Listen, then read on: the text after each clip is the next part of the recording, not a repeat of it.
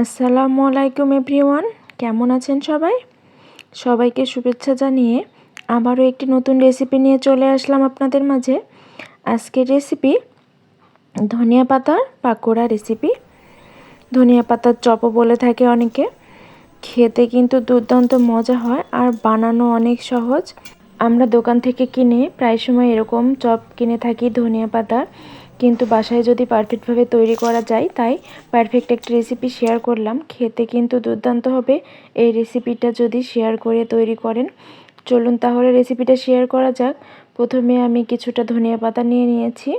আপনারা কতটুকু তৈরি করবেন সে পরিমাণ অনুযায়ী নিয়ে নেবেন। আমি ধনিয়া পাতার গুঁড়াগুলো একটু কেটে নিলাম, নিয়ে ভিতরে একটু ঘাস থাকে সেগুলো পরিষ্কার করে পানি দিয়ে ভালো করে 3 থেকে 4 বার ধুয়ে নিব। অনেক মাটি থাকে ধনিয়া পাতাতে আর ভিতরে অনেক ঘাস থাকে, সেগুলো বেছে নিব।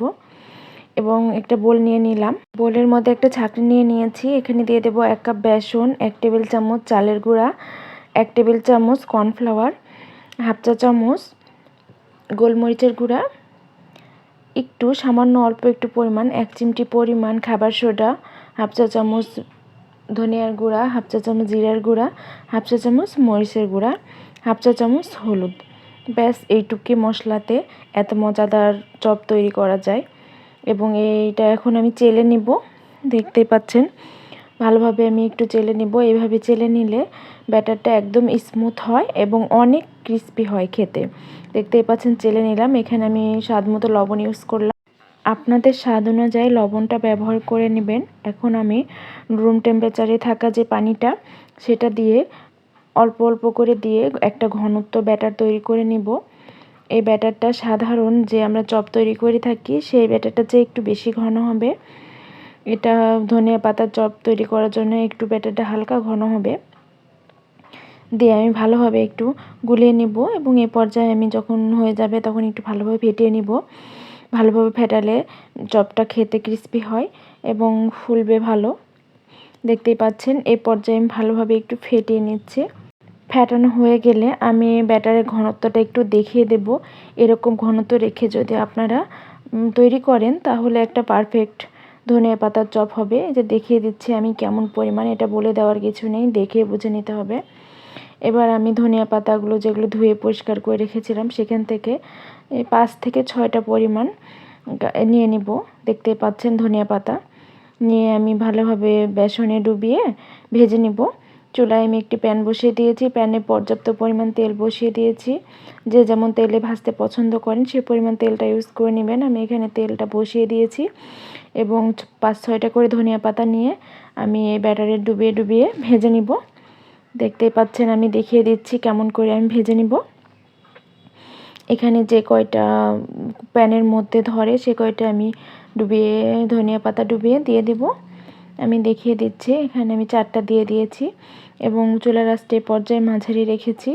এখন আমি উল্টে পাল্টে সময় নিয়ে একটু ভেজে নিব। এক পাশটা হয়ে গেছে, এখন আমি আর এক পাশটা ভেজে নিব। দেখতেই পাচ্ছেন আমি দেখিয়ে দিচ্ছি।